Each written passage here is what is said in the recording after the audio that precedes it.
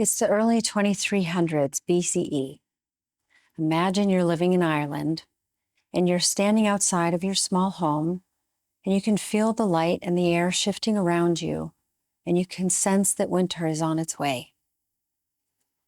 You're helping your family prepare for the long journey to Clachta for the fire festival and the continuing festival at Tara. The light around you is beginning to dim as you look up at the waning moon, estimating in your mind how long the journey will be, wanting to make sure you get to your destination before the peak of this dark moon. Celebrating the end of this last year feels especially important now. The unexpected loss of loved ones has weighed heavy on your spirit. You pack up the neatly bound bundles of animal bones that you've been saving for this fire festival, but it feels more macabre than in years prior. Recently, you've also witnessed the protective power of Morrigan, and you want to make sure to honor her and thank her for her protection of you and your loved ones who are safe, as well as those who have crossed over. The dark moon brings in the new year and feasts with friends and neighbors, and that's just what you'll need to carry you through the inevitable hardships during the upcoming cold winter months. Welcome to a sacred time as we enter the liminal space leading up to the Celtic New Year of Samhain. Welcome to the What's Haunting You podcast, where we work on healing that which haunts us. With me, Micah. In doing research for this topic, liminal spaces, I learned that the Gaelic celebration of Samhain has a dual meaning. It means November, and it means summer's end. I had no idea. I did know, however, that the 4 Celtic festivals that were celebrated in ancient times were based on the moon cycles. This calendar system was referred to as the Caligny calendar. Samhain then was likely celebrated on the second new moon after the autumn equinox, and that was November 1st. A bonfire was originally a bone fire, a fire that included bones, often as an offering to gods or goddesses. When the embers floated into the sky, the Celts and Druids would envision the embers crossing the veil to the other world, certain that the goddess Morrigan would see the embers as honoring her continued rule of the cycles of death and rebirth. This festival would last for 3 days, and there were many feasts as the people would say farewell to the light and the passing year. Interestingly, the festival of Diwali in India was also being celebrated around the same time, and it is their new year. So the part for this episode that I want to focus on is liminal space aspect of this time of year, and what is the veil? Because we hear a lot about the phrase, or of the phrase, the veil is thinning. First of all, I want to say that the term, the thinning veil, the veil is thinning, is a little more recent of a term. There's no record that ancient Celts use that exact terminology. And I also want to make a side note that this isn't the only time that the quote-unquote veil is seen as thin. Sometimes certain astrological aspects do that, especially eclipses. Eclipses kind of allude to the thinning of a veil. The blood moon, which is in the Bible, is associated with very spiritual initiation sort of a period, as demonstrated in the story of that moon in the Bible. So we're going to get into a lot of different aspects of what liminal spaces are, because it's actually very significant and it goes across all cultures. And I'm going to do 2 episodes about it. The second episode will dive deeper into my personal experience with it, just a little bit, but mostly other cultures and how they deal with death in liminal spaces. Because it's Halloween season, it's spooky season, so let's talk about spooky things. So the ancient Celts and Druids didn't use that exact terminology of thinning veil, but the concept is quite ancient. The Celtics and Druids really focused a lot on mist because the Samhain was mostly celebrated in Ireland, northern UK, maybe all of UK, I forget now, and then northern France. That's where a lot of that kind of began. And the mists were what the Celtics looked at as separating spaces, like a boundary. And they believed that if a heavy mist formed, especially like seemingly out of nowhere, that was not a good sign. That meant trickster energy was about. They had a significant fear of the Fae, and they were afraid of trickster magic.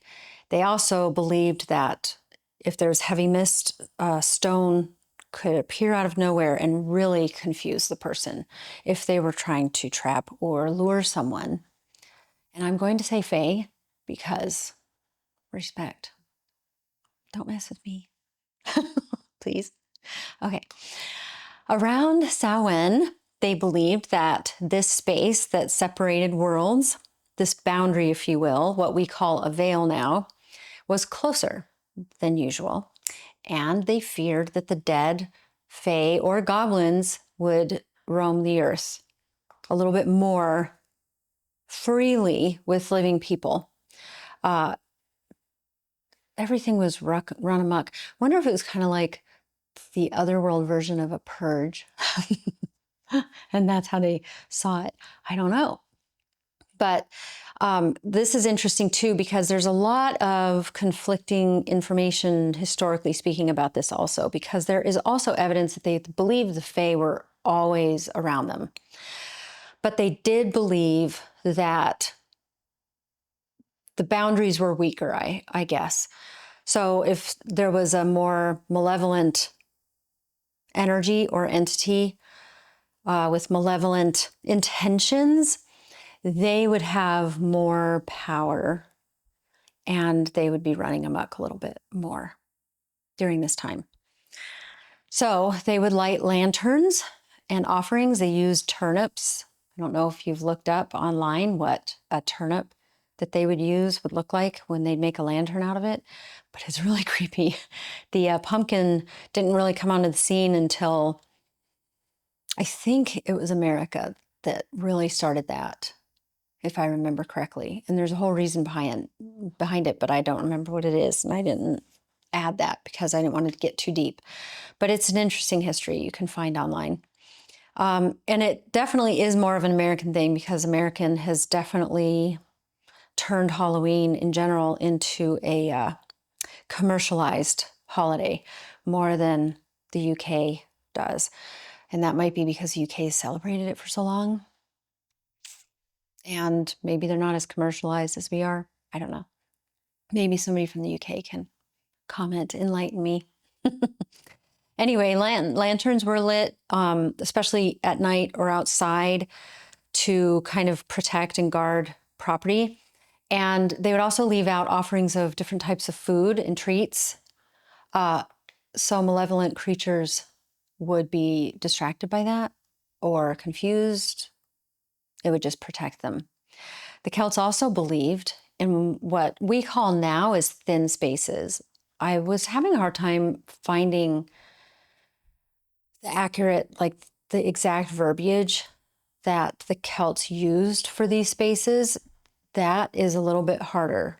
And I would have had to spend a lot more time than I have, because I work 6 days a week right now, to investigate that further. But I was reading old documents from the 1800s, and I couldn't find an exact word that was used to describe that.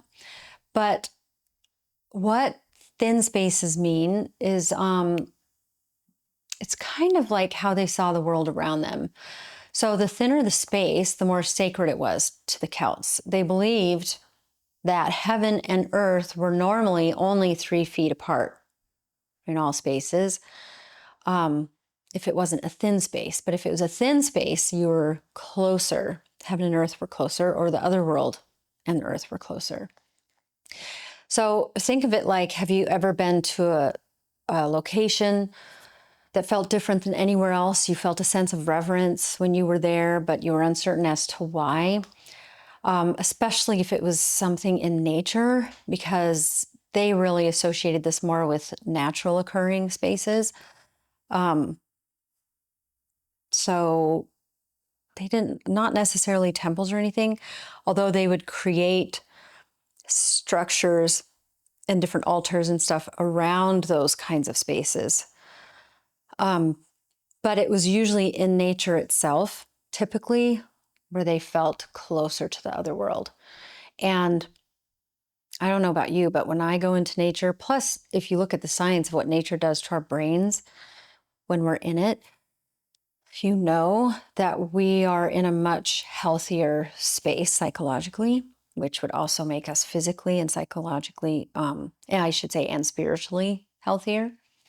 So they had spaces like that too, but because they were closer to nature, then even in nature spots, they could differentiate unique and more spiritually potent places than others. So these sacred spaces to ancient people, they believed that our world was closer to the other world. And since the dead and potentially gods and goddesses were also closer, that meant they were closer, that you needed to behave in a very respectful manner in these spaces. That's why they would have offerings and things like that.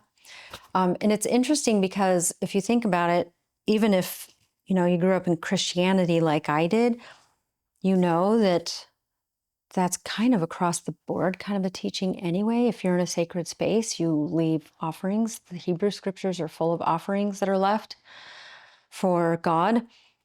And the Hebrew scriptures also talk about gods. So there were multiple gods even in the Hebrew scriptures. Obviously, they weren't meant to be worshipped above what they called Yahweh and the Elohim, which was the divinity. But they did exist. They were acknowledged that they exist, which I always found interesting. So these spaces were viewed in the same way as liminal spaces were. Liminal spaces to them would have been things like caves, islands, rivers, and of course, mist. All of these spaces could also play as metaphors for liminal spaces and often for where the journey through a liminal space could take a person. Depending on how the person went through these journeys, they had the potential to come out of them even better, enlightened even, possibly. By definition, liminal spaces are literally the unknown spaces between where you've been and where you're going. It's a transition or a threshold. Literally or metaphorically, physically, emotionally, psychologically, or spiritually. The word limens or origin is Latin, meaning transition. I found an excellent summary on a blog called Liminality Project, the Liminality Project blog, and I can link it in the show notes. But the author, I'm going to share her quote with you because it's a really good one, and she breaks it down really well. She writes that it was the writings of Victor Turner in the second half of the 20th century that made the term liminal popular. He borrowed and expanded the ideas of Van Gennep. Some of his writings included Betwixt and Between, The Liminal Period and Rites of Passage, Liminality and Communitas, and Passages, Margins, and Poverty, Religious Symbols of Communitas. His thoughts on liminality can be summarized as, for Turner, liminality is one of the three cultural manifestations of communitas. It is one of the most visible expressions of anti-structure in society. Yet even as it is the antithesis of structure, dissolving structure and being perceived as dangerous by those in charge of maintaining structure, it is also the source of structure. Just as chaos is the source of order, liminality represents the unlimited possibilities from which social structure emerges. While in the liminal state, human beings are stripped of anything that might differentiate them from their fellow human beings. They are in between the social structure, temporarily fallen through the cracks, so to speak. And it is in these cracks, in the intersects of social structures, that they are most aware of themselves. Yet liminality is a midpoint between a starting point and an ending point. And as such, it is a temporary state that ends when the initiate is reincorporated into the social structure. So Richard Rohr, that's the end of that quote. Richard Rohr described this place most vividly when he said, liminal spaces, therefore, are a unique spiritual position where human beings hate to be, but where the biblical God is always leading them. It is when you have left the tried and true, but have not yet been able to replace it with anything else. It is then you are finally out of the way.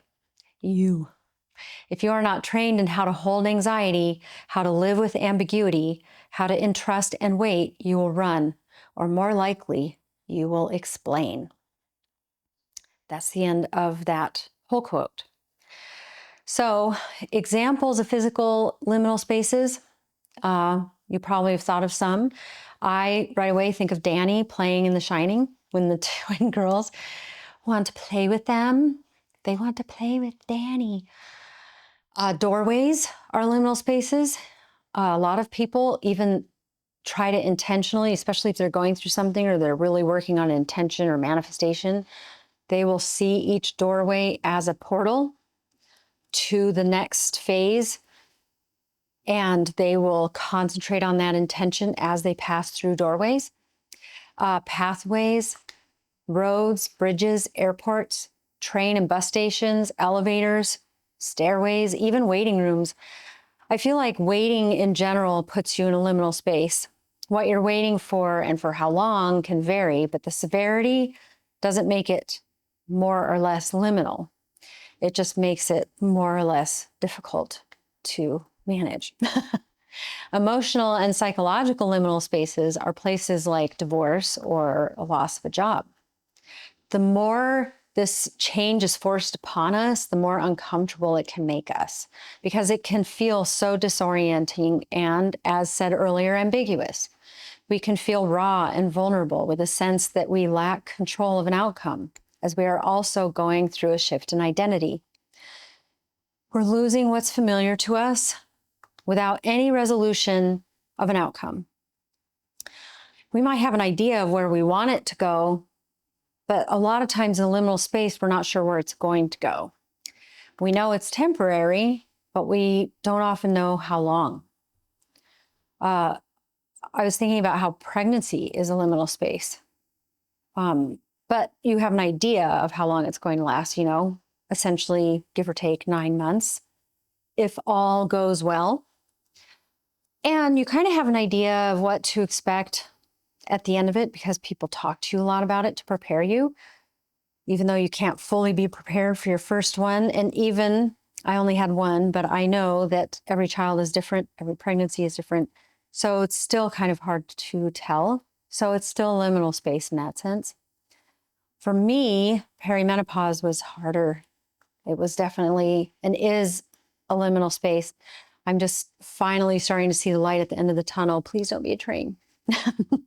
Usually, you know what's going to happen, like I said, when you're pregnant, and often you're looking forward to a new chapter in many cases, especially if you were planning the pregnancy and it's gone well. But perimenopause surprises you every week, sometimes every day. You don't know what to expect. You don't know how to prepare for it. You have no idea what would be left of you when you're done. And by you, I mean the you once knew. And you know that the core of you will always be there. But you don't know, A, is it ever going to end? Because some women have to deal with a lot of the symptoms for the rest of their life. And you don't know if you're going to be one of those. Because there's no way science hasn't done enough studying to tell you where you'll be with it. It can barely tell you what you're going through. And you wonder how much of past me. So you go through this immense grieving process. And I feel like that happens a lot in a liminal space, especially if it's an emotional or psychological liminal space, like a divorce or a loss of a job. Usually there's a profound ending that's happening with it. And then when you go to step in to the next step, you don't even know. Like if you lose a job unexpectedly, You don't have another one lined up. Usually when you're going through divorce, you're not always thinking about the next relationship because you're just trying to get through the divorce aspect. Same with perimenopause. Who am I going to be at the end of this? Because I have changed so much. And science has shown that the brain of a woman literally does rewire a significant amount. You change so significantly during the perimenopausal phase, which is why brain fog is such a thing. That's a whole road I won't get too deep into, but it's the hardest liminal space I've been in. And I've been through the divorce part and I've been through the job loss part. I should say the most difficult liminal space I was ever in was when I was separated from my son, because I was unhoused and I had to move to the city to try to find work because I couldn't find work in the small town I was living in and where my son was. And getting to him became more and more challenging. And there was no greater hell than that liminal space of being separated from your child. Perimenopause is a close second. But if you've ever experienced a liminal space that you didn't adventure to on your own, because, sometimes we go to liminal spaces intentionally, because like an island, because it's exciting and we want to explore something. We want to test our limits. We want to see what we'll learn about ourselves or other people. But if you have gone on this adventure not of your own volition, then you know how heavy those mists are that you get lost in. You don't think about how you'll be stronger when you're working your way through the dense mist. And even if you do, even if it crosses your mind, at least for me, I was too exhausted to care. I don't care if I'm going to be better. I don't even know if I want to get through this. And that's how I have been in the past, especially when I was separated from my son. I mean, he's 30 now, and it still triggers me, and I have to push my emotions down when it comes up. So I wanted to point out that there's a lot of speculation among historians, scientists, and psychologists about what the thinning veil could actually be when referring to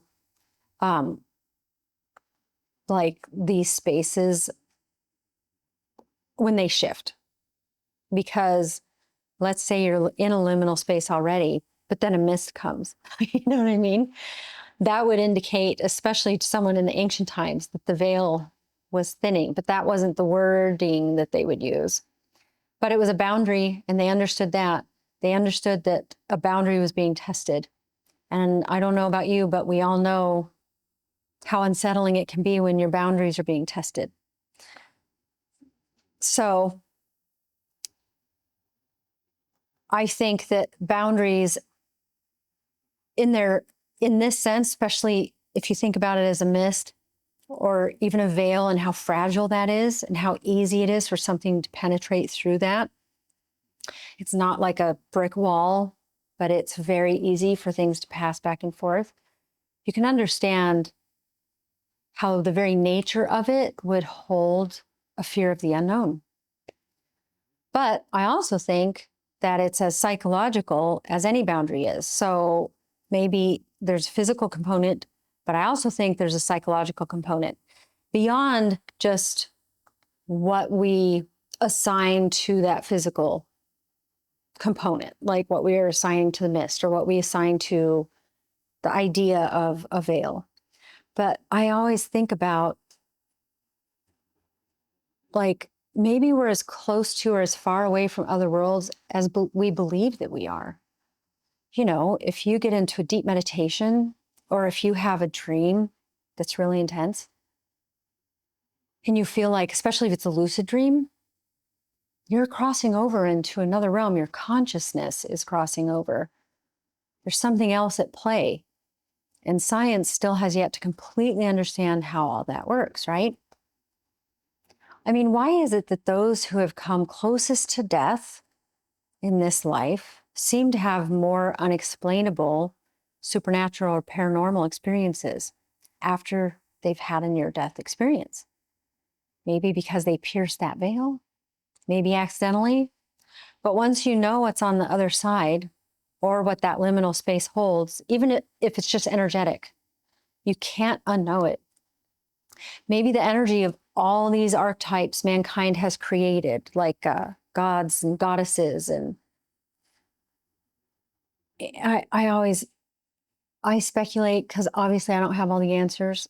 And this is just me thinking out loud because I like the questions. I want to encourage questions and thinking about this for yourself, because I'm not saying I'm right because I don't know. I haven't passed.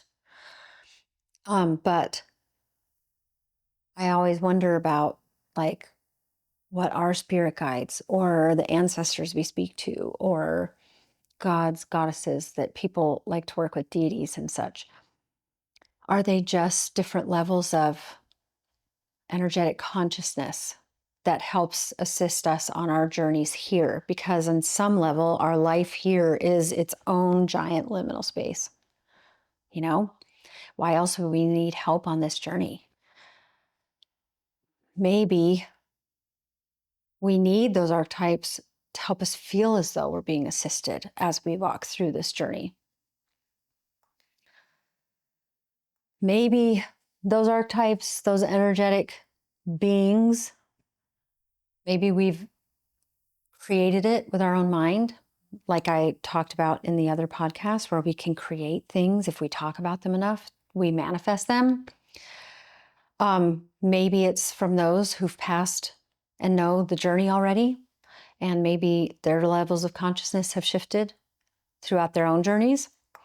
They don't need a map because they've already gone through different levels of different journeys, so they can come and visit whenever they're invited. Or maybe they knock on our door when they know they're needed. The question then would be, how open are we to even hear that knock in the first place? And if we do hear that knock, would we open the door? Would we be able to trust our intuition to know if it was malevolent or benign? So those are the thoughts I want to leave us with on this episode. This is the first part of my exploration of what liminal spaces and the veil means across time and cultures.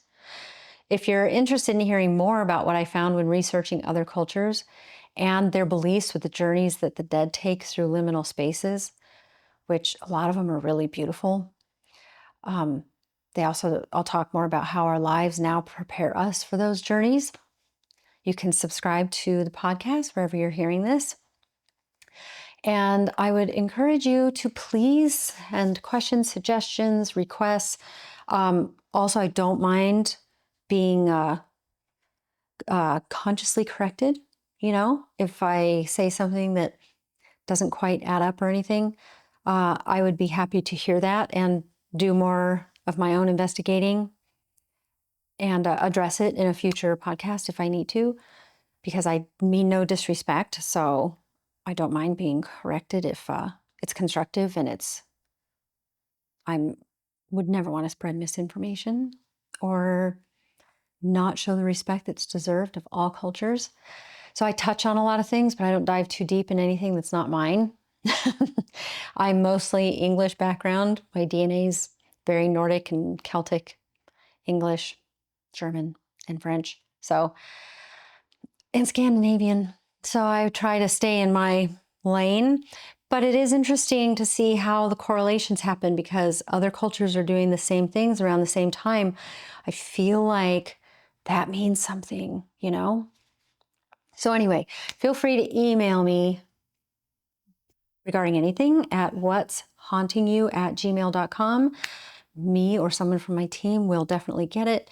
Can't guarantee we would respond to all of them, but if you want a topic idea and you want a shout out, make sure you let me know. Otherwise, I will keep everything private. I would also like to thank Jim Hesterman Photography to helping me with audio and visual production. I have been your host, and I look forward to delving deeper into this liminal space with you next week.